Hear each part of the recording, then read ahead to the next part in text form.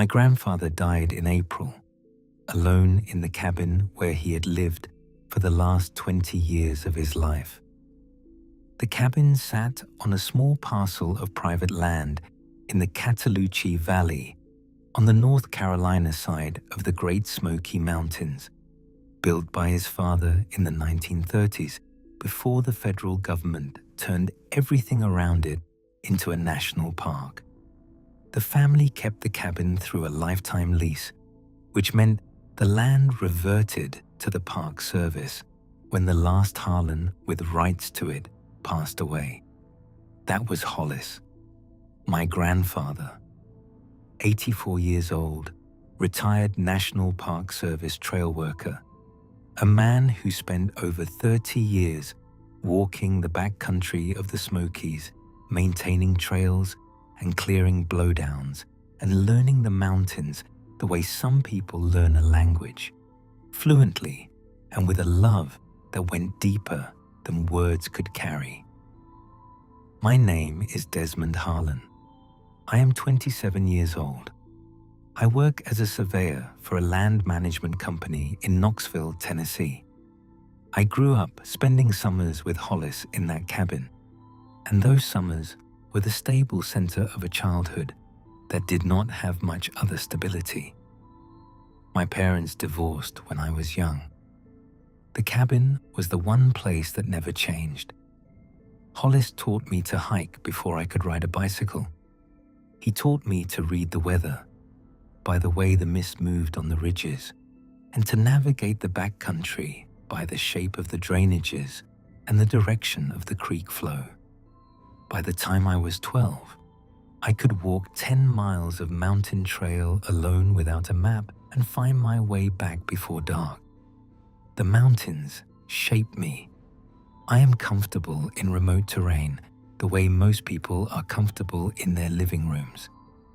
That comfort comes not from arrogance, but from long familiarity, from knowing the sounds and the smells and the rhythms of a place well enough to recognize immediately when something is different, when something is wrong.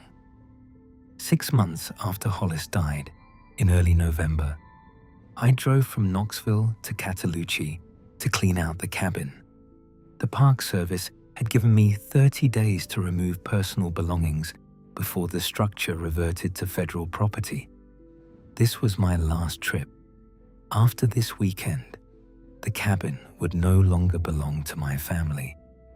Almost 100 years of Harlan's on that piece of ground, and I was there to close it out. The drive took about 2.5 hours, the last stretch on the narrow gravel road that drops into Cataloochee Valley through a gap in the ridge. The road is barely 2 lanes, hemmed in by forest on both sides, with blind curves and no guardrails, and the particular feeling of entering a place the modern world decided not to follow. In November, with the leaves down, the mountains were grey and exposed, the ridges sharp against a white sky.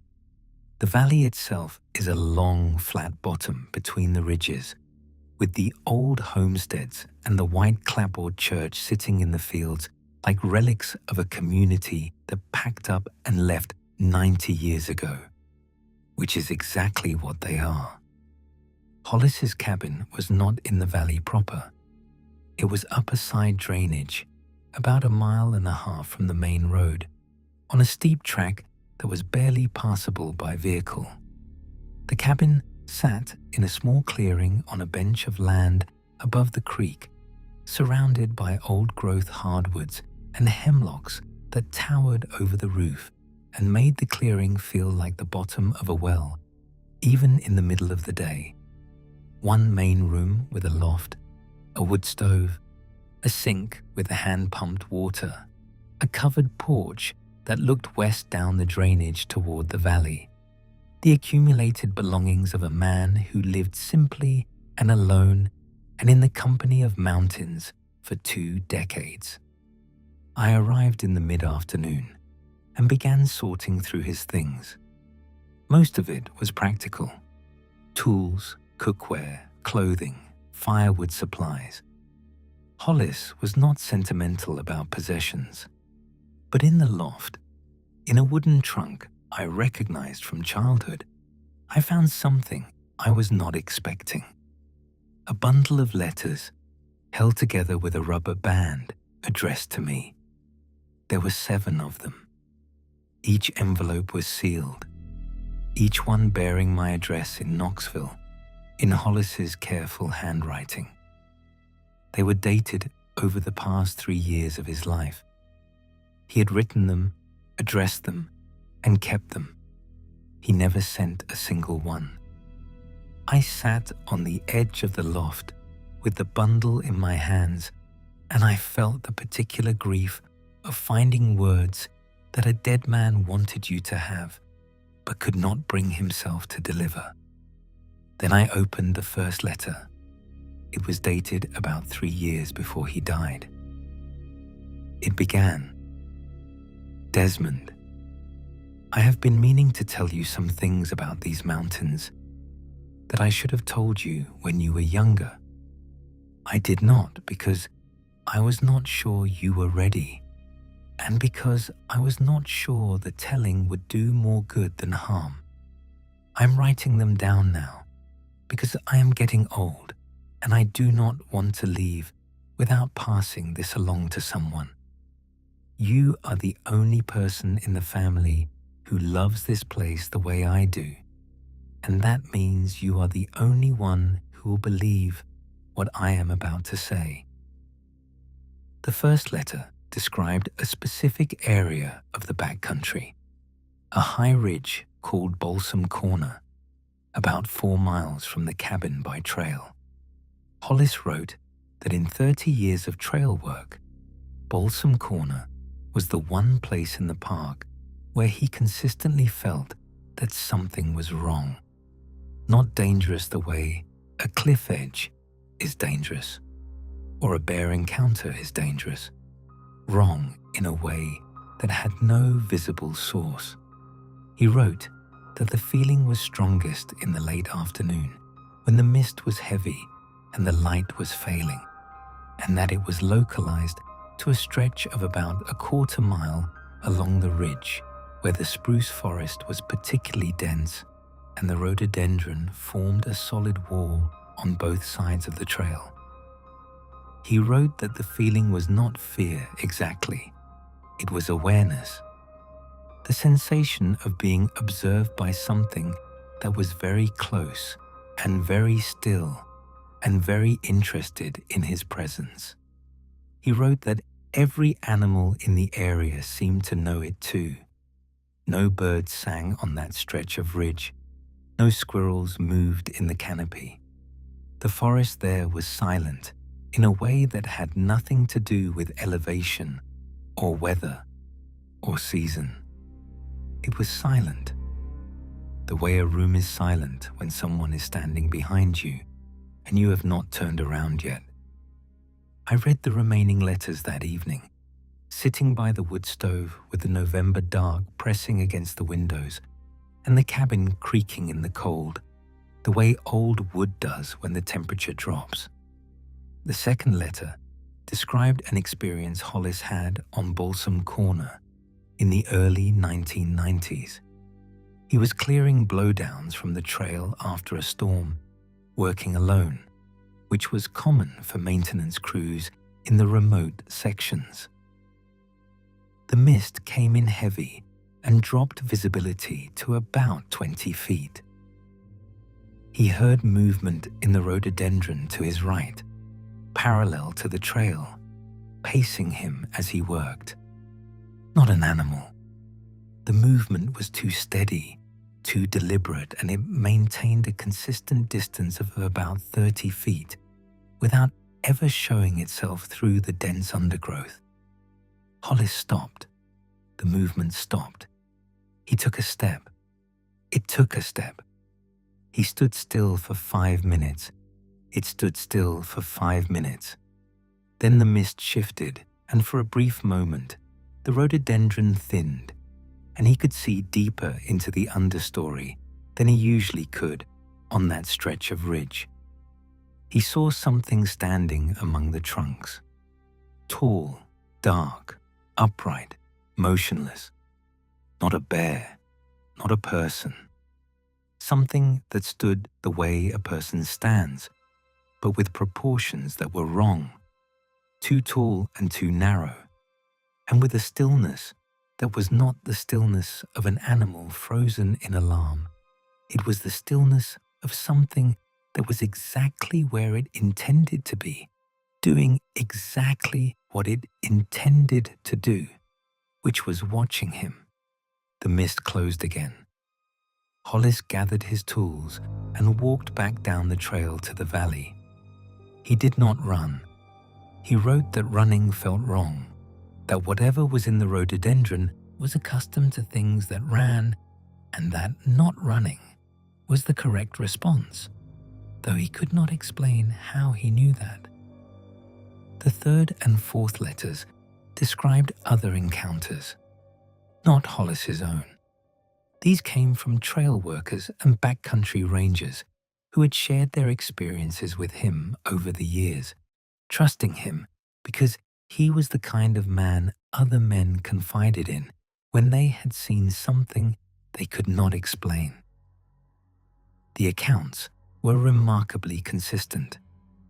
The same stretch of Balsam Corner, the same feeling of being watched, the same movement in the rhododendron that paced hikers without ever revealing itself. One ranger described hearing breathing from the undergrowth, slow and deep, and feeling the hair on his arms rise in a way that had nothing to do with the cold. Another described finding a campsite near the ridge where a group of backpackers had abandoned their gear in the night. Packs, tents, food, all of it left behind as if the people had stood up and walked away without stopping to collect anything. The backpackers were found the next morning on the trail 3 miles downhill, disoriented and unable to clearly describe why they had left. They said the woods felt wrong. They said something was close to the camp that they could not see, but could feel.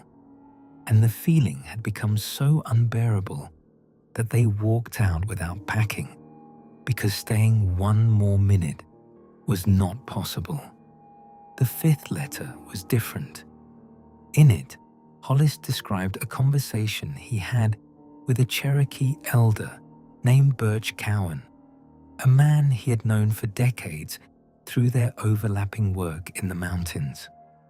Birch told Hollis that the Cherokee had known about Balsam Corner long before the park existed, long before European settlers moved into the valleys. Birch said the ridge was a place where something lived that his people considered part of the mountains themselves, not a spirit, not a creature, an aspect of the land that was as real as the rock and the water and the trees, but that operated according to principles that human beings were not built to understand. Birch said the Cherokee did not avoid the ridge out of fear.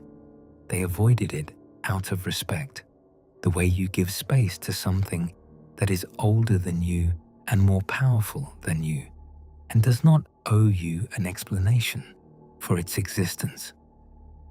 The sixth letter contained Hollis's warning. He wrote that Balsam Corner was not the only place in the Smokies where the feeling existed, but it was the strongest. He wrote that the thing on the ridge was patient and had been patient for longer than anyone could measure, but that it was aware of the people who walked through its territory, and it distinguished between those who were passing through and those who lingered. Passing through was tolerated. Lingering was not. He wrote that the backpackers who abandoned their camp were fortunate because they listened to the feeling and left. He wrote that not everyone over the years had been that responsive.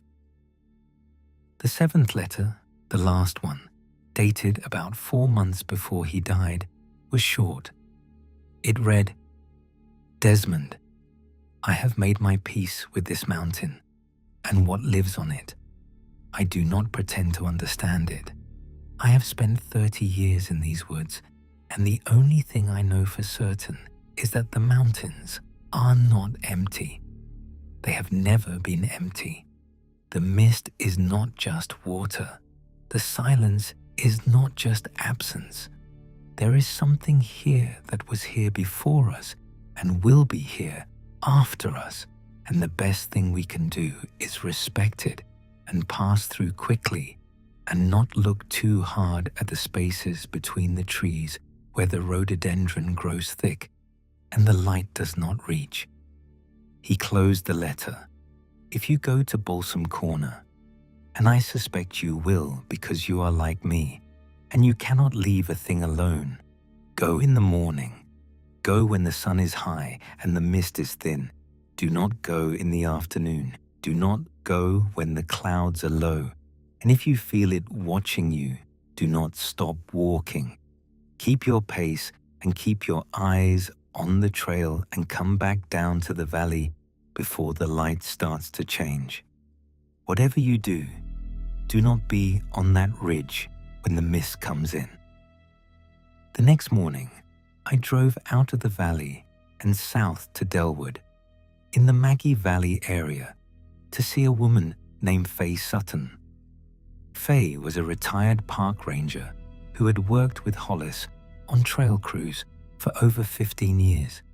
She was in her early 60s, lean and steady, with the watchful calm of someone who had spent decades in the backcountry and had never lost respect for it. I showed her the letters. She read them slowly at her kitchen table with a cup of coffee that went cold in her hand. When she finished, she set them down and looked at me with an expression that was not surprise. It was something closer to recognition, the look of a person who had been waiting a long time for a conversation to finally begin.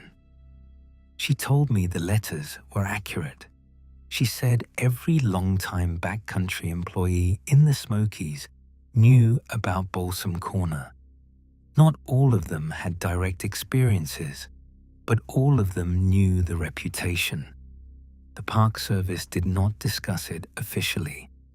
There was no report, no documentation, no internal memo. But trail crew assignments for the Balsam Corner section were rotated frequently so that no single person spent too much time on that stretch of ridge. This was described as standard practice for remote assignments. Everyone who had worked the backcountry long enough understood the actual reason. Faye told me about her own experience. Fall of 2008. Solo patrol on Balsam Corner. Late afternoon, mist coming in, visibility dropping. She was hiking the trail when she heard something moving through the rhododendron on the uphill side, paralleling her. Steady, deliberate, maintaining a distance of about 20 feet. She stopped. It stopped. She walked. It walked. She said she followed Hollis's advice, which he had given her years before. She kept a steady pace. She did not stop for long. She did not look into the rhododendron. She said that last part was the hardest. The sound was close, maybe 20 feet, and the undergrowth was thick but not impenetrable, and she could feel the pull in her neck, the deep instinct to turn her head and look, the primal human need to see what is watching you. She did not give in to it. She walked the quarter-mile of ridge where the feeling was strongest, and then she was past it, and the sound stopped, and the forest came back to life around her, and the feeling lifted the way fog burns off when the sun hits it.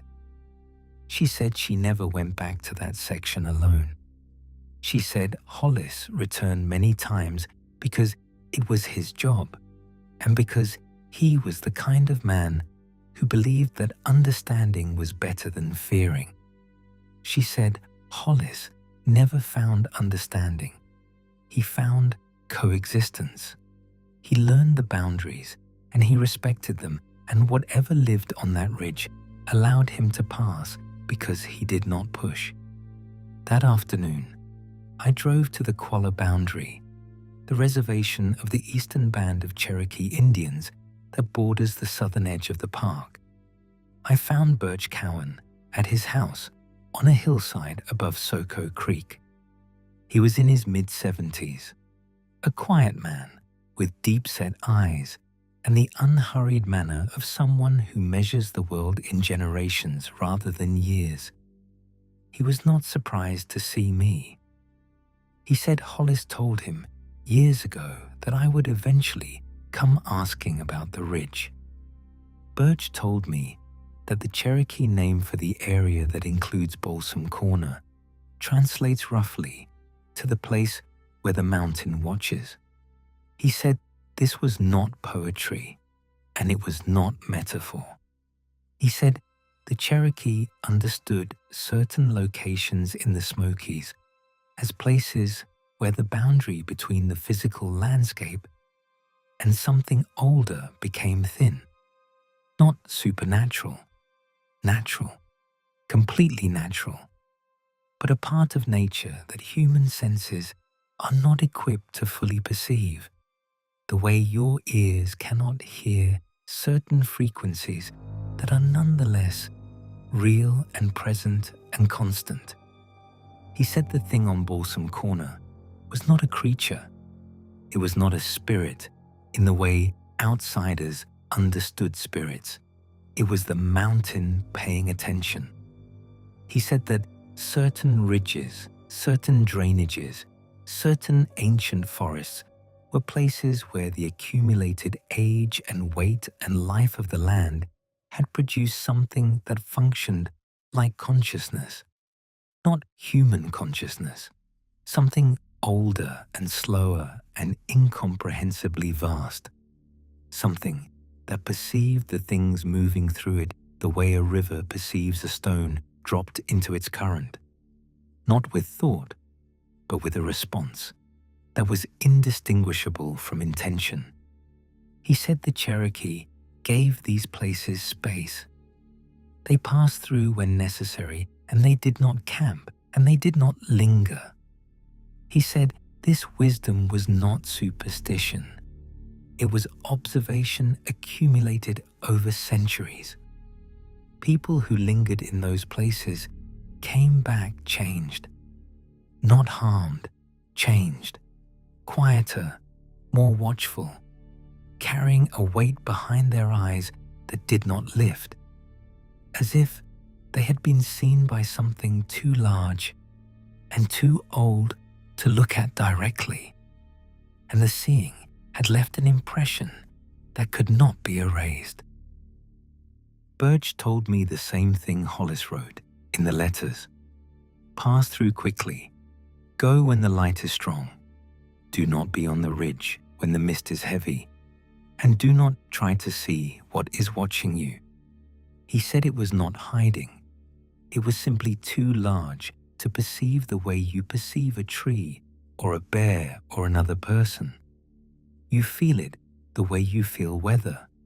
You do not see it the way you see an object, and trying to see it, forcing your eyes to find something in the rhododendron that your eyes were not designed to find, was how people came back from the ridge carrying the weight that did not go away. I went to Balsam Corner the next morning. I could not leave it alone. My grandfather knew that about me. He wrote it in the last letter. You are like me, and you cannot leave a thing alone. He was right. I went on a Sunday. Clear sky, bright sun, no mist. I hiked from the cabin up the trail that climbed the drainage to the ridge. The forest changed as I gained elevation. The hardwoods gave way to spruce and fir. The undergrowth thickened into solid walls of rhododendron.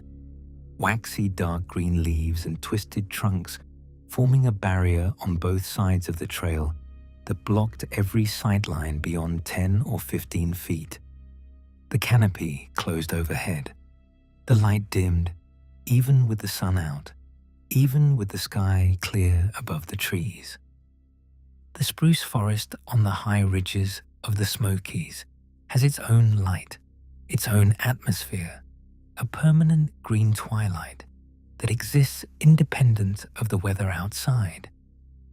I reached the ridge and the stretch of trail Hollis described, the quarter-mile. I knew the moment I stepped onto it.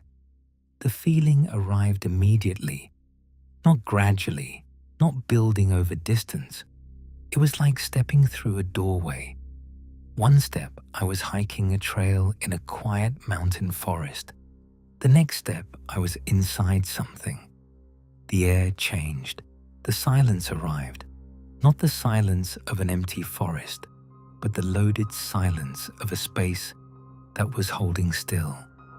No birds, no wind in the spruce, no rustle of any kind in the leaf litter, just my own breathing and the soft crunch of my boots and the absolute stillness of everything else, and the awareness, the feeling of being watched by something that was very close and very still and very large, not behind me, not beside me, around me, above me, below me, under the trail and in the trunks of the trees and in the canopy overhead and in the rhododendron walls pressing in from both sides.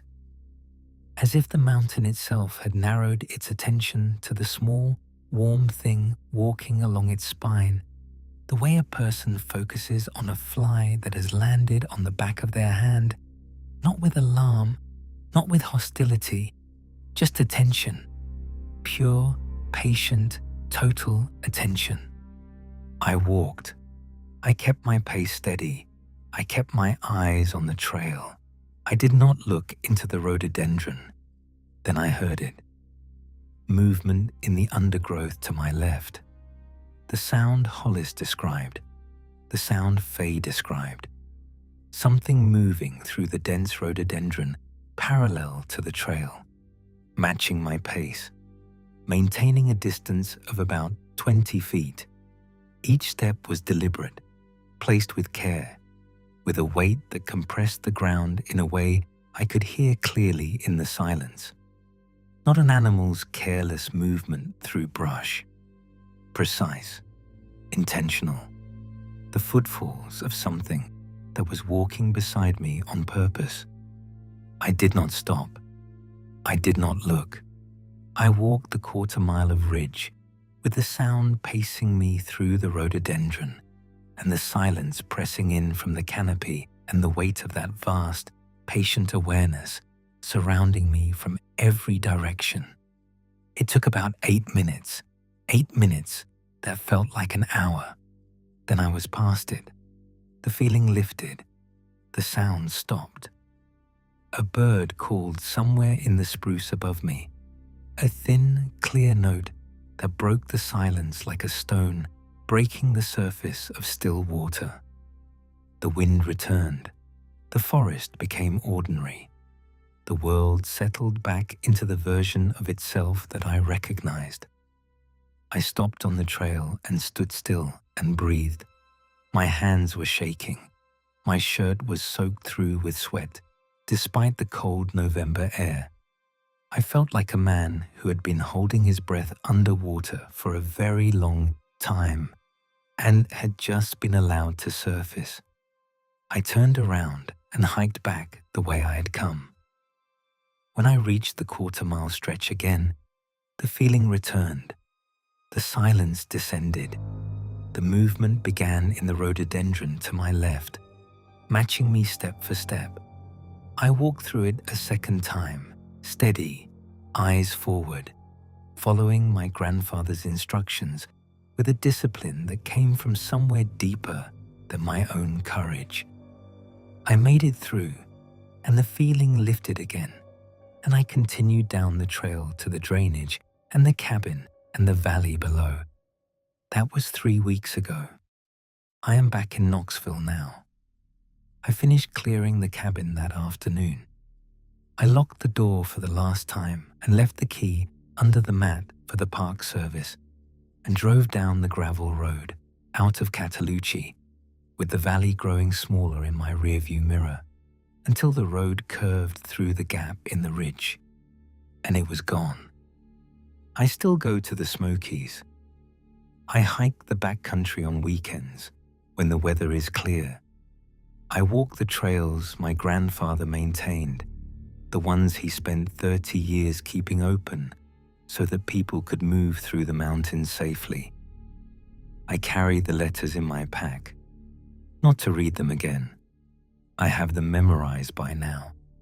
I carry them because having them close feels like having Hollis walking beside me, his long stride and his quiet voice and his steady attention to the world around him. I do not go to Balsam Corner. I went once. Once was enough. I felt what my grandfather felt, and I understand now why he spent 30 years in those mountains without ever fully explaining what was in them, because the explanation is not something words can hold. It is not a story you can tell that captures the reality of standing on a ridge in the spruce forest and feeling the mountain turn its attention to you, the way a vast, slow eye turns to focus on something small. It is an experience, and the experience leaves something behind in you that changes the way you see the world afterward.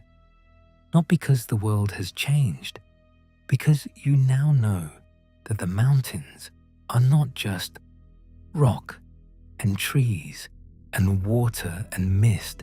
They are something more, something that has been aware for a very long time. Last weekend, I hiked a trail in the park on a cold December morning. The ridges above me were blue and sharp against a sky so clear it looked like it had been polished. No mist, no clouds. The light was strong and the forest was winter bare and quiet in the ordinary way that forests are quiet in winter. The peaceful quiet of things sleeping, not the loaded silence of things holding still. I was alone on the trail, and the woods were just woods, and the mountains were just mountains, and the air was just cold, clean December air. Then the trail crested a ridge, and I looked north. The Balsam Range was visible in the distance, a long, dark spine against the sky, the spruce tops making a rough edge along the ridgeline.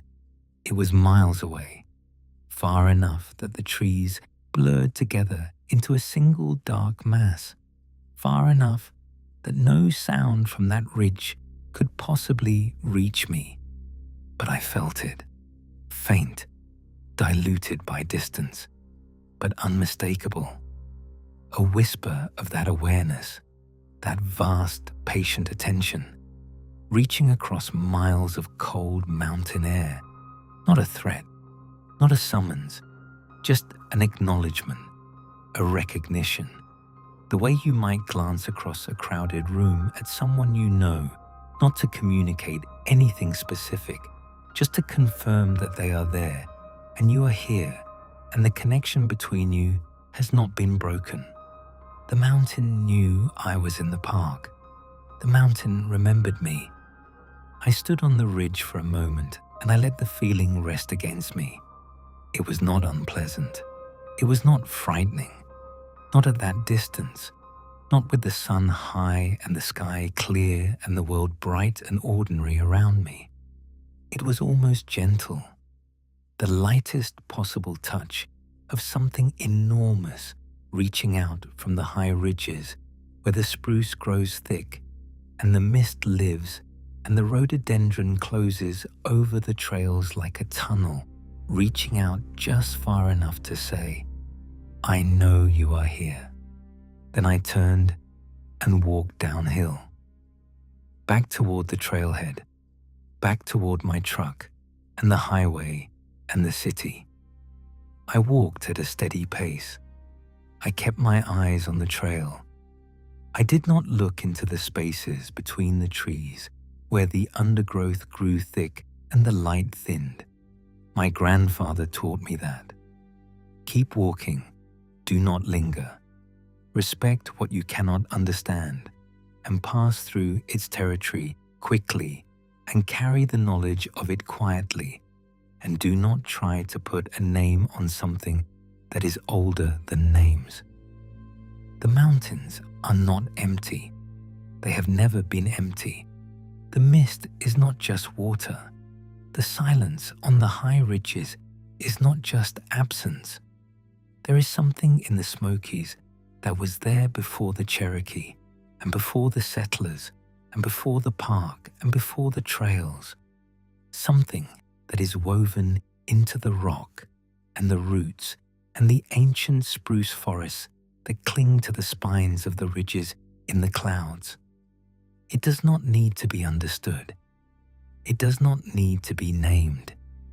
It only needs to be respected, the way Hollis respected it for 30 years, walking through its territory with steady feet and quiet attention and the deep, unshakable knowledge that the mountains were watching him every step of the way. That is what my grandfather wanted me to know.